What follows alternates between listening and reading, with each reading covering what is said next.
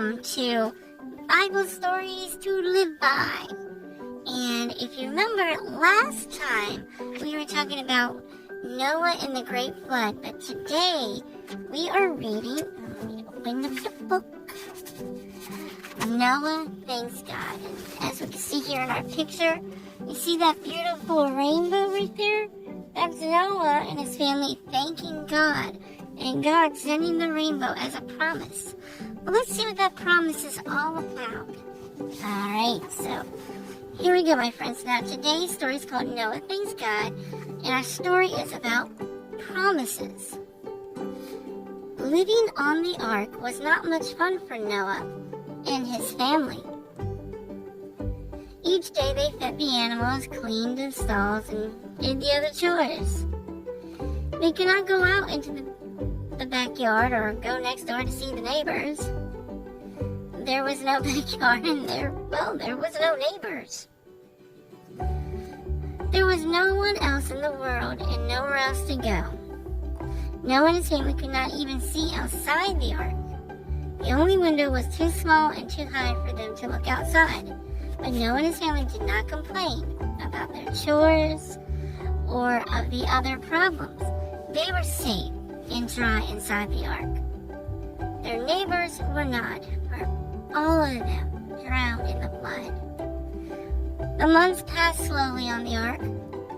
They had time to think about the things that God had done, how thankful they were that they had believed God's promise that a flood would come, how thankful they were that they had believed God when He told them to build this boat, and how thankful they were that they had believed God's promise to save Noah and his family if they would obey Him and build the ark. At last, it was time for Noah and his family to leave the ark. A new world smiled as they stepped outside. The sun never seemed brighter, or the trees and the flowers more beautiful. The animals penned up for a year inside the ark romped and played around the hills. The birds soared high into the skies. Noah and his family made an altar. They thanked God for saving them. They thanked God for keeping His promises. God had another promise for Noah. Never again will I destroy my people and animals with a flood all over the earth, He said. Then God sent a beautiful rainbow. It was a sign, a way to help Noah and us remember that God always keeps His promises. Now, here are some things for us to think about. Number one, what did God promise if Noah built the ark? How did God keep His promise to Noah? Think of what would have happened if Noah had not believed God's promise. What may have been different? Well, I can tell you from experience, I believe we wouldn't be here. I believe Noah and his family would have drowned. And then that's the end of humanity. But I'm glad he believed.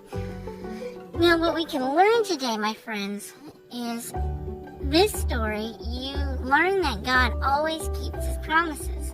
Since God keeps His promises, you should keep yours as well. Now, some things that we can do is look up Romans 4:21 in your Bible. Can God do what? Can God do what He promises?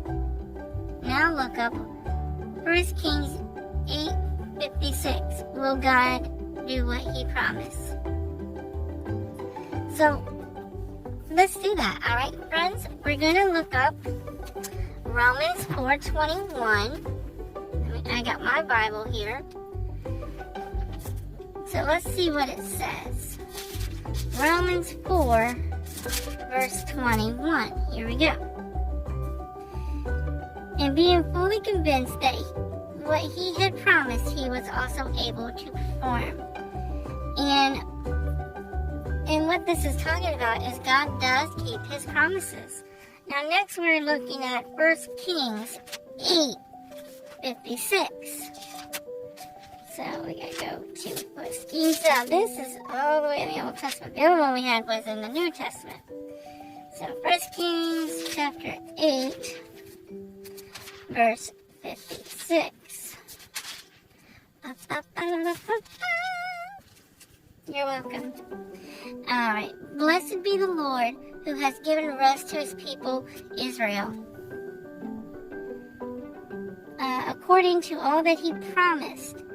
There has not failed one word of all his good promises which he promised through his servant Moses.